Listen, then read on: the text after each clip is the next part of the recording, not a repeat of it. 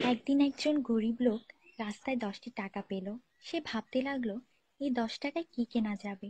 সারাদিন এই 10টি টাকার চিন্তায় সে সময় নষ্ট করে ফেলল। পরে সেই 10 টাকা ফেলে দিল।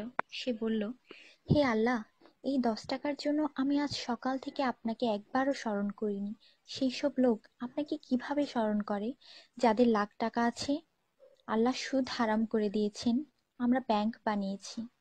আল্লাহ জীবনকে সীমিত করেছেন, আমরা ঘড়ি বানিয়েছি। আল্লাহ পর্দার হুকুম দিয়েছেন, আমরা টিভি, ডিভিডি, ডিশ দিয়ে বেহায়ামি সর্বসাধারণের জন্য করে দিয়েছি। আল্লাহ বলেন, কোরআনে তোমাদের সফলতা, আমরা অক্সফোর্ডের বইকে সফলতা বানিয়ে নিয়েছি। আল্লাহ মিথ্যা বলা নিষেধ করেছেন, আর আমরা এপ্রিল ফুল পালন করা শুরু করে দিয়েছি।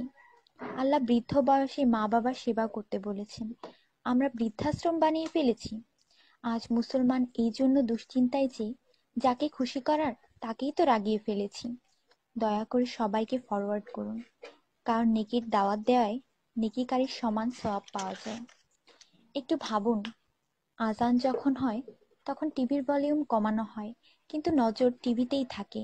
আর মনে মনে বলি, আজান যাতে তাড়াতাড়ি শেষ হয়। এতেই কি আজানের মর্ম? আপনি নিজে আপনার মনকে প্রশ্ন করুন। আজানের জবাব দেওয়ার চেষ্টা করুন, যাতে মৃত্যুর পর কালিমা তাইয়্যিবা আমাদের নসিব হয়। অনুরোধ, এই মেসেজটি সবার কাছে পৌঁছে দিন। বন্ধুরা, আমাদের দাওয়াতে যদি কেউ না আসে, আমরা রাগান্বিত হই। আল্লাহর পক্ষ থেকে আমাদের জন্য প্রতিদিন 5 বার দাওয়াত আসে, আর আমরা নামাজ পড়ি না। তাতে কি আল্লাহ আমাদের উপর রাগান্বিত হন না? এটি শুধু মেসেজ না, বাস্তবতা। দয়া করে নামাজ আদায় করুন এবং অন্যকে উৎসাহিত করুন।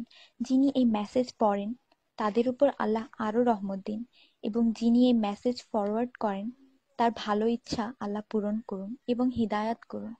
নামাজের চিন্তা করুন, ব্যালেন্সের না। আজান শুনে উঠুন রিংটোনের মতো। কুরআন মনোযোগ দিয়ে পড়ুন, এসএমএস পড়বার মতো। জীবন সবসময় থাকবে না নেটওয়ার্কের মতো। নামাজ ত্যাগ করা মানে আল্লাহকে রাগান্বিত করা।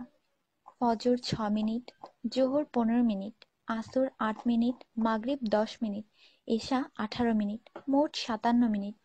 80% লোক এই মেসেজ ফরওয়ার্ড করে না। দয়া করে আপনি করুন। আল্লাহ সবার মঙ্গল করুন। আমিন।